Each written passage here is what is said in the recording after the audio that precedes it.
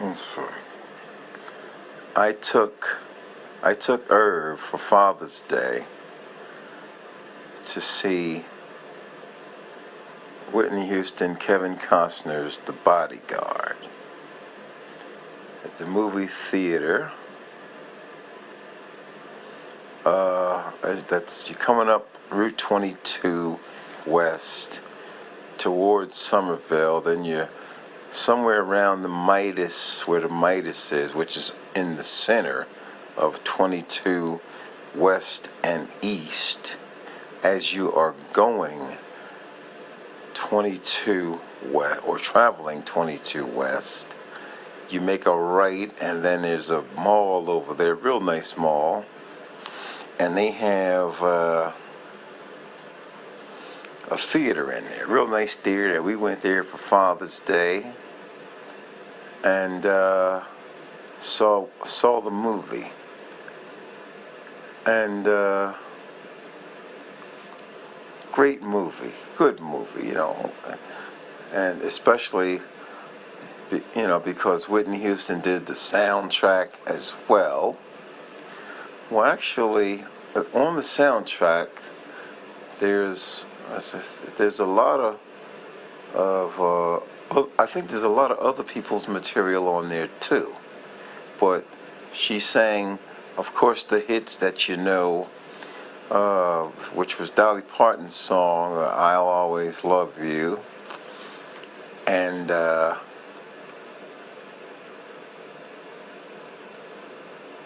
that was like head and shoulders. I mean, and well, I don't know. I mean, I'm just judging by what I think the popularity of the song was. It's not like I have access to the books or something like that, but judging by what you see on the Billboard charts and all this stuff, and how many weeks at number one and all this kind of stuff, you'd have to say that was one of her biggest, if not her biggest song that she ever sang. Of course, but what's the problem with being a superstar? You got too many hit records. I mean, that's a heck of a problem to have. Well, James Brown said, "Well, I got a problem. I got so many hit records. I'm trying to figure out which ones to do." Prince even said, he didn't say it at the show that I was, but Artie said, I got go in this box and a box of hits or something. He said. So, my goodness, look at this movie that we're watching here, the Whitney Houston thing that just came on Saturday, and they didn't even do what's the one? I'm saving all my love for you. Did they do that? That was one of her first big hits. Then, I mean, there's so many. But like I said, she has so many hits. How do you pick and choose from all the doggone hits to put in a movie? So I mean that, and that's a good thing, because what else did they didn't do? I've got the stuff that you want. I got the stuff that you need. Which was the Queen of the Night from The Bodyguard, which was I like that one. I don't know I never knew where it was on the charts, but the album spent so much time at number one. My goodness. Anyway, so you can only. I mean, I'll think about the James Brown movie. My goodness, James Brown had 116 charted Billboard hits. So how in the world you can't put all them songs in the movie and play them at full length? You'd have to make the movie longer. To do that. So technically, you could do it if you want to start making movies that are whatever the amount of time is that it would take to play 116 of those 116 charted Billboard hits, and then you still got to have some acting in the movie. You just can't have a movie of the songs, So I guess you could, but whatever. So anyway, that's a good position to be in.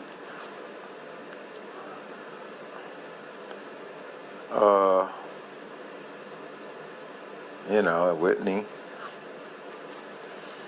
I mean, like I said, I saw Whitney before she even had the first record out. She was singing background. My brother was playing drums for Cissy Houston, and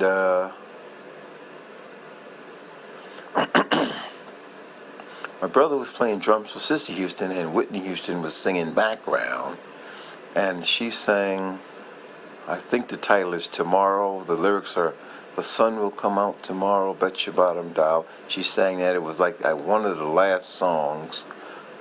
And at the time, Cissy Houston was getting ready to have an operation, and she was expressing her faith in God that she believed she was going to be able to pull through that.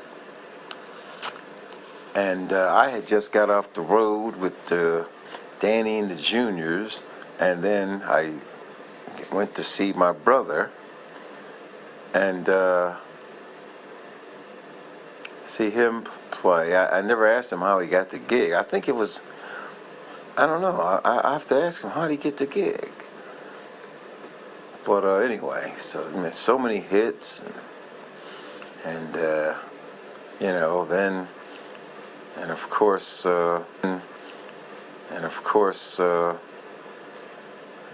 was one of those moments where, when she died, it was one of those moments where you know where you were. For me, anyway, the band we were playing at the place. Oh my goodness, what's the name of the place? Oh my goodness, I know where I was, but the name of the place. I can probably get you. It's off of 287.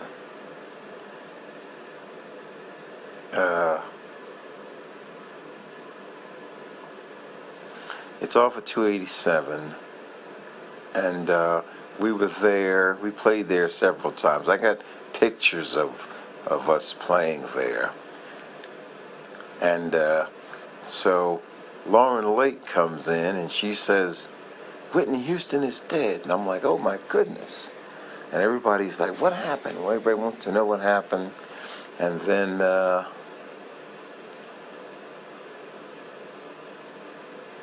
we sang. We performed. Lauren sang. The band performed the song "I Will Always Love You," and we had never did it before. But of course, you've heard it so much, so you have a good idea of how it goes. Well, we never had performed the song before as a band, but Lauren did a fantastic job, and. Then going home, I was listening to the radio, listening to WABC talk radio, and they were saying they were talking about Whitney, and that she had died and all this stuff, and it was just and of course it was right before an awards show, and then LL Cool J was the MC at the awards show, and he said, a family member has died. And he was talking about Whitney, and then, so it was it happened so close to the awards show, that it was, it was just very close to the awards show, so. But anyway, so it's just a great talent. I remember where I was when I heard What's that one? With the vocals. Oh, I get so emotional. Me and my wife, we were coming back from Hazleton, Pennsylvania. I was performing with group Help at the time, three-piece band, and we were coming down 80, and because my wife had to be to work, I was working. We were playing out there. What was it? I think it was 5 nights a week. I think we had Monday off. So what I would do is come back to New Jersey, and I would work temp on that Monday rather than just sit around and do nothing. And then we would go back out to Hazleton, and perform, the rest of the week. So we're coming home, and I hear, so emotional, I keep feeling your heartbeat inside of me, and then of course those vocals, I get so emotional, baby, every time I think of you. And then there's something on. I mean, if that I'm singing it in a much lower octave, and then on top of that, there's another vocal over top of that. I get so emotional, baby, every time I think of you. And I'm like, holy mercy, listen to them. And when she hit that, ain't it shocking what love can do? I'm like, holy mercy, listen to this voice. So, and then, so we were coming down 80, and the sun was coming up, and I forget it. I don't know what mile marker we were at, but that's just one of those songs that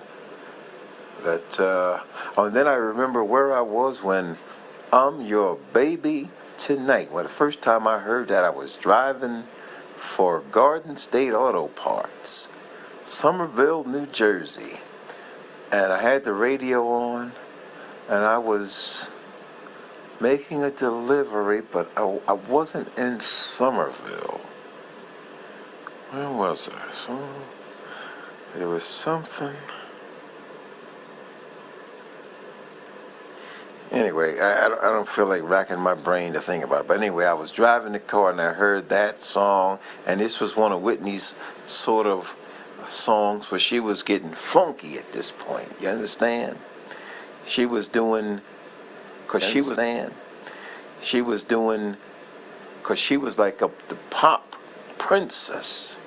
She had Where Do Broken Hearts Go, and my aunt and uncle's theme song for sort of that summed up them unfortunately getting a divorce after so many years of marriage. My uncle said, what was the song? Didn't we almost have it all? And think about these songs mean something, because it's sort of sad when you think about it. You have a marriage, and when you get married, what do you say? Till death do us part, and all the rest. And then sometimes it just doesn't happen. So, my goodness, here they were two principals of schools. So there's no money issues. When they bought their first house, they had it built, and then they got tired of that one, even after adding an addition onto it, and then they had a second house built. And you could see the house from the turnpike. And And then me and my friends, matter of fact, my friend Josiah Hatt, the guitar player in the band, we were coming back from somewhere. And I said, let's pull over and see my aunt, because I knew we were coming up to exit 2 off of the turnpike. So we went and we saw my aunt and her the lady that used to help her out was there. I forget what her name was. And but unfortunately, after all of that, it didn't. Then and that happens a lot. Hey, sometimes it works out, sometimes it doesn't. That's And I mean, I like the idea of the numbers. I like. Well, I've been married for 27 years. I like that. I sort of, it sort of saddens me to think that I may at some point have to say in this life, well, at 60 something years old, well, I've been married 3 years, and they're looking at me 3 years. Huh? You sort of, well, it wasn't that I chose to get married late. It's just that it's the second marriage, and hopefully that one will work out, So, well, like they say, sometimes it works out. Sometimes it takes two for it to work out. It's an agreement. If you live up to the agreement, but naturally, the thing is, you want to be happy, and sometimes, no matter what you do, it doesn't work out. So either if it works out for you, great. If it didn't, then you got to do the next best thing. So anyway, but didn't we almost have it all? Hopefully, as much as I love the song, I hope that it doesn't become my theme song as well.